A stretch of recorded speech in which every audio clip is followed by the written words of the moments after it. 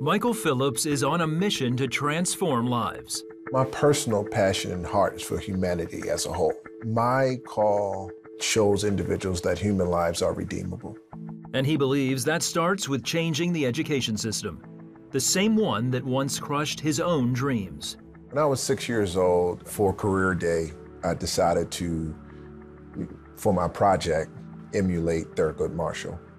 My teacher leaned over to me and told me that I would never be able to be a lawyer, that would never happen.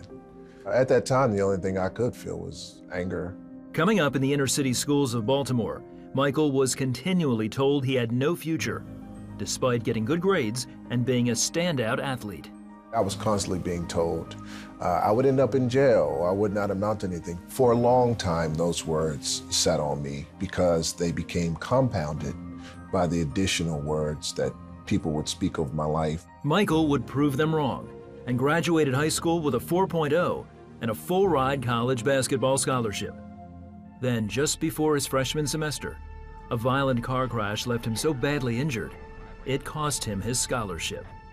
I literally thought my life was done because I had tied my future and my destiny to making it as an athlete. The emotional trauma and stress of not being able to be a basketball player was extremely overwhelming to me. Although he still went to school, the depression became too much.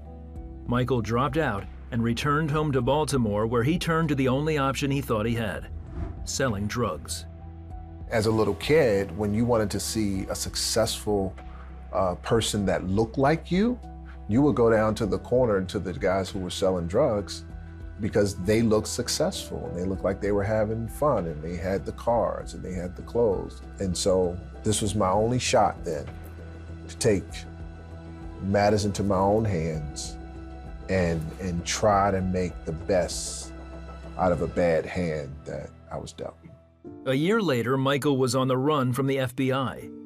Finally, he turned himself in, thinking he'd get a light sentence as a first-time offender. Instead, he was charged with a racketeering crime that carried a minimum of 30 years. I thought I would spend the rest of my life in jail. I literally thought it was over. This is it. Every word that they said about me has come true. And all I could feel like my first night in jail was a betrayer. I betrayed all of those people, my grandparents, my parents, all of the people who fought for me to have a life. I have failed them. Then, before his trial started, a judge said he saw potential in Michael, dismissed the charges, and gave him a second chance at college. Later that year, on the floor of his dorm room at Oral Roberts University, Michael surrendered his life to God. It was almost like a death and a resurrection. And my life was changed ever since. Michael graduated and went on to be a successful businessman, then pastor in Baltimore for 19 years. Recently, he joined Bishop T.D. Jakes' ministry, working to reform the education process so every child's potential can be cultivated. I like to work at the prevention end, where you're doing all that you can do to prevent a child from ever experiencing some of the things I experienced, right? Regardless of where they live, that community, that district has a high quality school that is supporting that child's potential and future. Michael is also working to take what's known as the Texas Offenders Reentry Initiative nationwide. Started by the Potter's House Church in Dallas, its goal is to empower ex-offenders to maximize their potential and increase their opportunities for successful reintegration into society. Is that life disposable or is it redeemable?